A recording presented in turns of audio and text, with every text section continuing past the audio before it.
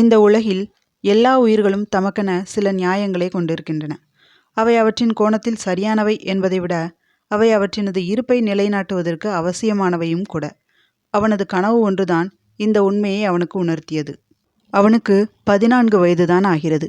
ஆனாலும் அவன் ஒரு கோழி பண்ணை ஒன்றின் உரிமையாளன்.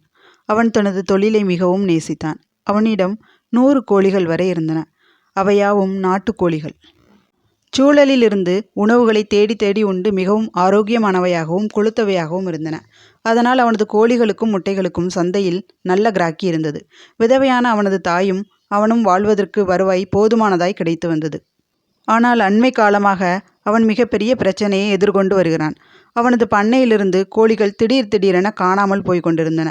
எவ்வாறாயினும் திருடனை கண்டுபிடித்தே ஆக வேண்டுமென தீவிரம் காட்டினான்.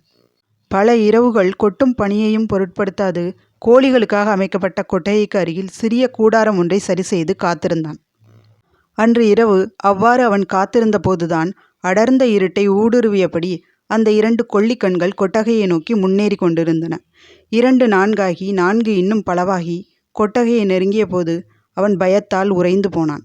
ஓநாய் கூட்டம். அவற்றின் இலக்கு கோழிகளாக இருக்காவிட்டால் அவன் கதி? இந்த அதிர்ச்சியால் 2 நாட்கள் காய்ச்சலில் உழன்று கொண்டிருந்த போதுதான் அந்த பயங்கர கனவு. அவன் அடர்ந்த மரங்களிடையே காளான்களை துளாவியபடி நடந்து கொண்டிருக்கிறான். ஆனால் அன்று அவனது காளான் வேட்டை அவ்வளவு லகுவானதாய் இருக்கவில்லை. கல்லும் முள்ளும் அவனது பாதங்களை பதம் பார்க்க முடிவில்லாததாய் தொடர்கிறது தேடுதல் வேட்டை.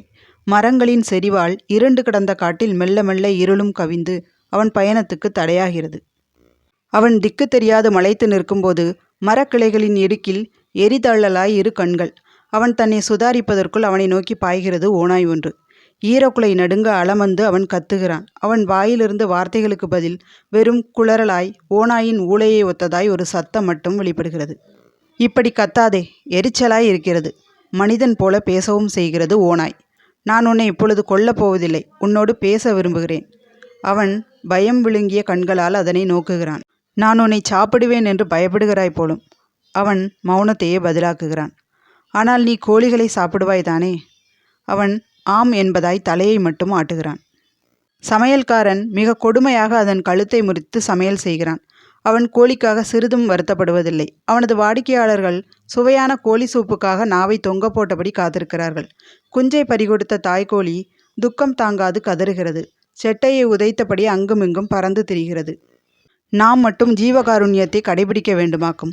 இப்பொழுது சொல், எது நியாயம்? அவனது பதிலுக்கு ஓநாய் காத்திருக்கவில்லை. இப்பொழுது நீதான் எனக்கு கோழி. நான் உன்னை உண்டு பசியாற்றுகிறேன். மூச்சு விடாது பேசியபடி அவனை தன் இரையாக்க அவன் மீது பாய்கிறது ஓநாய். ஐயோ, உதவி உதவி என்று கத்தியவன் மேலும் கனவின் சுமையை தாங்க முடியாதவனாய் விழிக்கிறான். அன்று முதல் அவன் மாமிச உணவை கையால் தொடுவதில்லை. ஆனால் ஓநாய் மட்டுமல்ல, உலக மனிதரும் இன்னும் கோழிகளின் கழுத்தை நெரித்து கொண்டுதான் இருக்கிறார்கள். லியோ டால்ஸ்டாய், மொழிபெயர்ப்பு கதை.